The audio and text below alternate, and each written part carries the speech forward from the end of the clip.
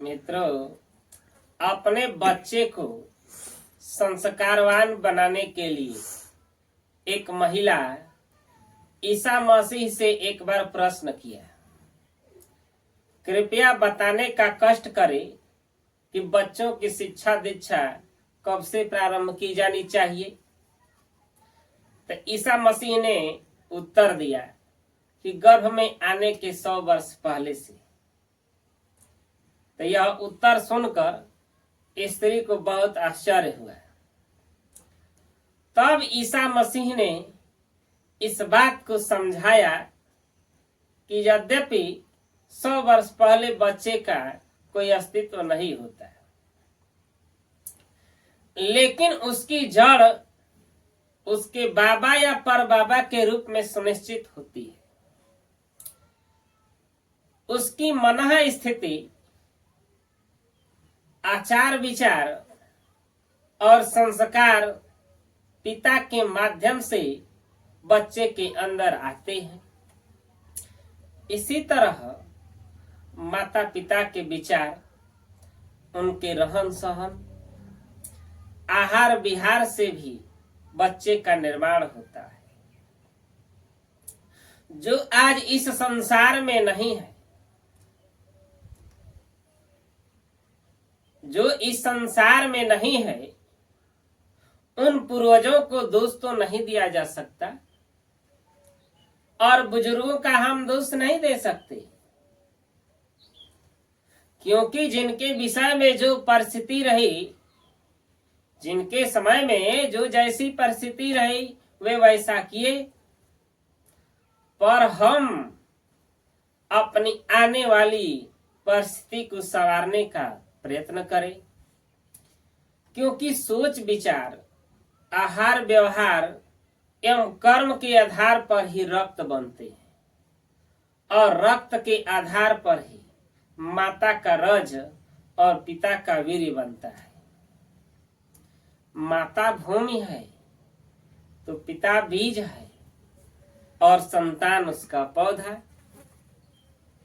माता प्रत्यंचा है, माता प्रत्यंचा है तो पिता धनुष और संतान बाण है। पिता का अखंड तेज, माता का पवित्र गर्भ स्थल संतान को तेजस्वी, शौर्यशाली और यशस्वी बनाता है। जो बालक सचेत रूप से निरीक्षण करना सीखता है तो वह अपने माता पिता को देखकर उनका अनुकरण करते हुए स्वयं के चरित्र का निर्माण करता है। अतः यदि उसे देखने, सुनने तथा अनुकरण करने की अच्छी भली तथा उत्तम चीजें मिलती है, तो हम यह लगभग निश्चित रूप से कह सकते हैं कि यथा समय वह शिशु एक उत्तम चरित्र प्रकट करेगा। परंतु बचपन में इसके विपरीत अवस्था होने पर उसका चरित्र भी विपरीत होने की संभावना है। चरित्र निर्माण काफी कुछ इस बात पर निर्भर करता है कि माता पिता होनहार बालक के मन को किस प्रकार की सोच, विचार, आहार व्यवहार व कर्म करने की प्रेरणा देते हैं। परिवार में शिशु का चरित्र गढ़ने में माँ की भूमिका सर्वोपरि है। बच्चों के शासक नहीं, सहायक बने। अपनी संतान को जन्म से लेकर 5 वर्ष की आयु तक पर्याप्त दुलार करना चाहिए। उसके बाद 5 वर्ष की आयु से लेकर 15 वर्ष की आयु तक उसे व्यवहारिक ज्ञान देना चाहिए। सही गलत का अंतर बुद्धि के तर्क द्वारा समझाना चाहिए और उत्तम शिक्षा दिलवानी चाहिए,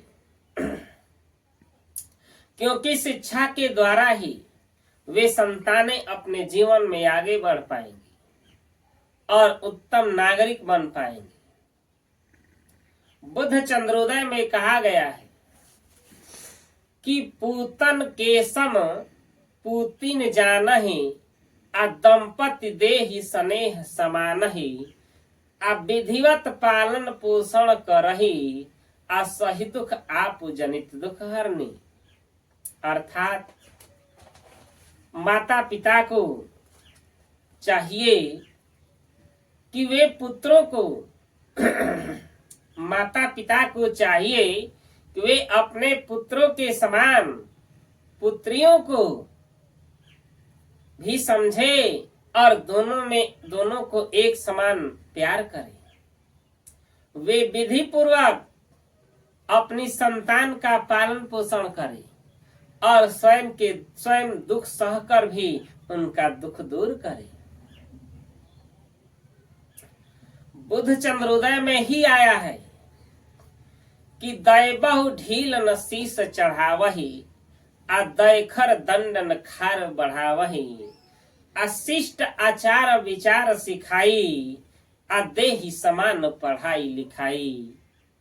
अर्थात माता पिता को चाहिए कि अधिक ढील न देकर न तो बच्चों को सर पे चढ़ाए और न कठोर दंड देकर उनके मन में क्षोभ पैदा करे। अच्छे आचार विचार सिखाकर सबको समान रूप से पढ़ा लिखा दे। परिस्थिति चाहे जैसी भी हो, अपने सभी बच्चों के साथ एक समान व्यवहार करें। यदि आपके 4 बच्चे हैं तो चारों बच्चों के साथ एक समान व्यवहार करें।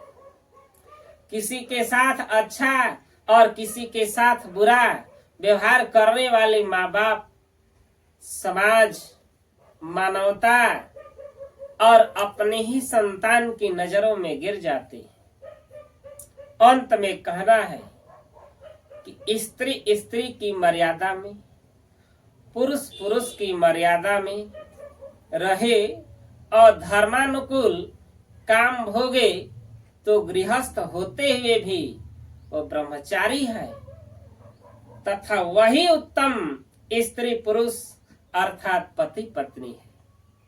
तो मित्रों, यदि ये माता पिता के संदर्भ में एक कहानी अच्छी लगी तो मेरे चैनल को जरूर सब्सक्राइब करें और लाइक कमेंट शेयर करें ताकि ऐसी वीडियो आप तक हमेशा पहुंचती रहे।